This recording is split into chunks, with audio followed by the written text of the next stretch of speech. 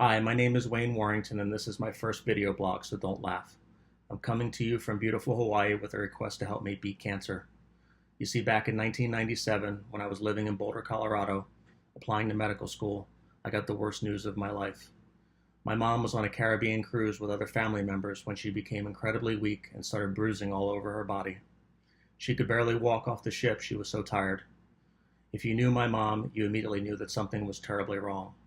Janet Warrington was one tough kraut and never complained about anything. She had been working circles around you since she was just 13 years old. When she returned to New Jersey, she saw her general practitioner and was immediately admitted to the hospital. Thinking she would receive a few pints of blood and be on her merry way, she was unfortunately wrong. She was diagnosed with B-cell lymphoma, a blood cancer that was not very aggressive, but also was not very curable either. We were terrified. I felt she'd never see me graduate medical school. That is, if that acceptance letter finally came in. You see, everyone in her family died of cancer, in some form or another. Even her adolescent nephew. As we feared for the worst, she kept a positive mental attitude and never let us know how bad she felt. A 3 to 5 year prognosis seemed incredibly short. Well, that acceptance letter finally came in, and during my third year of medical school, I was on a family medicine rotation rounding through the ER. We came across our chief resident lying in a gurney with an IV of normal saline hooked up to her arm.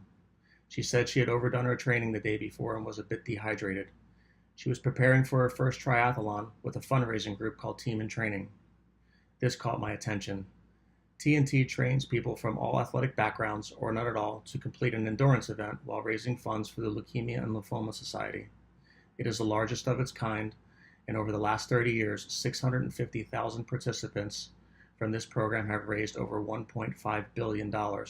Yes, that's billion with a B, all to help fund cancer research and patient services. Last year alone, the FDA approved 17 new chemotherapies that LLS helped fund.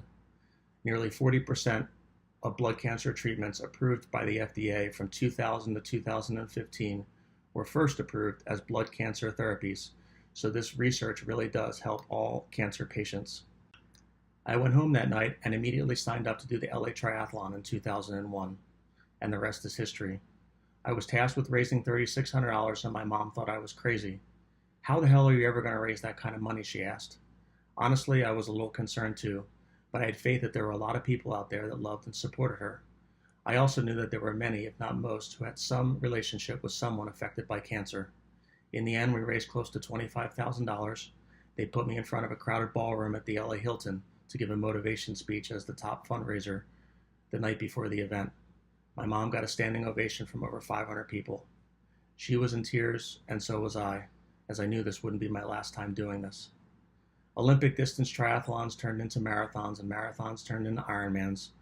8 Ironman finishes turned into 100-mile mountain bike races in Colorado at altitude, all for a cause, all to show myself and others that anything is possible if you really have a desire to accomplish it. But this year is different. When offered the opportunity to toe the starting line with 2,500 super stud athletes in exchange for attempting to raise $100,000 for LLS in a single season, I simply couldn't pass up the challenge.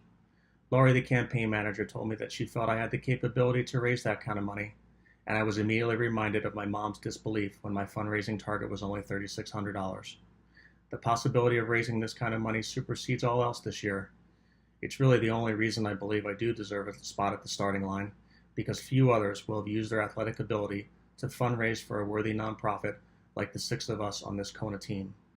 So I'm asking each of you to dig deep, like I will be on October 13th, and share what you can spare. For the cost of a week's worth of lattes from Starbucks, you could make a huge difference in this fight against cancer. Over 70% of what you donate goes directly to scientific research and patient services. This year alone, LLS has pledged over $46 million to researchers all over the world. The therapies in the last 10 years have taken a quantum leap, not just in their effectiveness, but also in their concepts. Some of these seem like they've been taken straight out of an episode of Star Trek, and they are showing promising results. It's never a good time to get cancer, but it's a great time to be searching for a cure. I really believe that disease-free survival rates and cures are going to explode exponentially. This year marks the 10-year anniversary of my mom's death. She fought the hard fight for 10 years, twice as long as her oncologist predicted. With your 100% tax-deductible donation, you are giving hope to all current cancer patients and to those whom will be diagnosed in the future, unfortunately. Please follow the link to www.konaforacure.com to see my story, follow my training and race schedule, see other donation, incentive, and silent auctions, and a link to donate directly to the Leukemia and Lymphoma Society. Thank you all in advance for your generous support. Aloha.